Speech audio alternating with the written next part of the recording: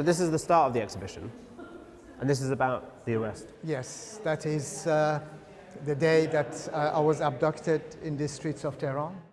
And that was the first day of 1,677 days in prison in Iran. Yes, that was the start of this ordeal.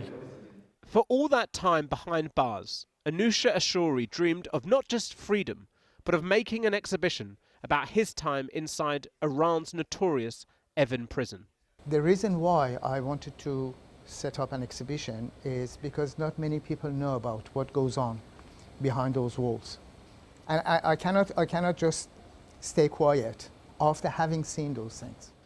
And so at this display in London, Anoosheh is retelling his story, using items from his time inside the prison that he managed to smuggle out.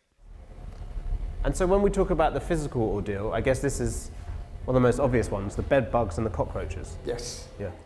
And so you caught them with sellotape? Yeah, they used to come out, especially at night time. Yeah. So they would sting you, and you had to get up and start looking for them because they wouldn't let you sleep.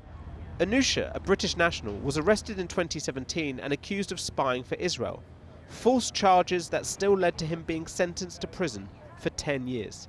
And so this is a recreation of the solitary confinement room. This is a replica of cell 52.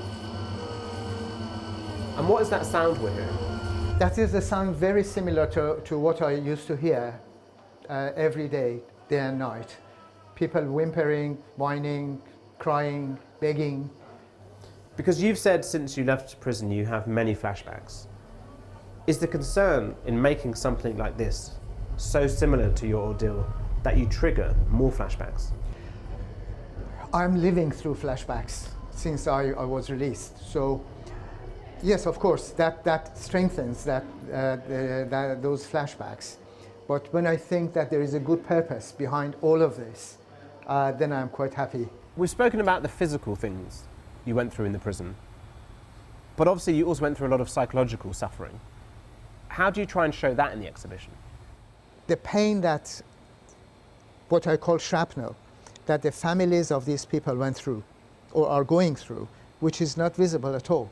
Nobody's talking about it. Yeah, so how can I put those into words? I can only show a few pictures that perhaps would represent those types of pain.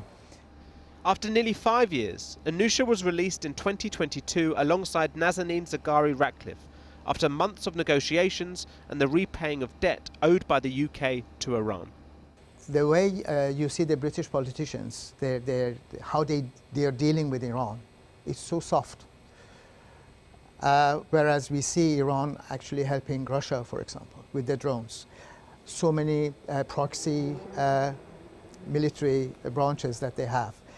And if they are indifferent to what is going on in the Middle East, soon you will find out that he's going to knock at the door of every British household in Britain because of this indifference, because of this inaction.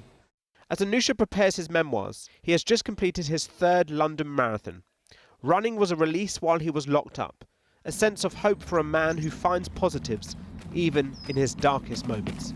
The good thing about human life is the change that you experience. This thing that happened transformed me into somebody who would have more empathy towards his own kind. And therefore from the time that I was released, I have decided to speak out, especially in support of the people who are left behind.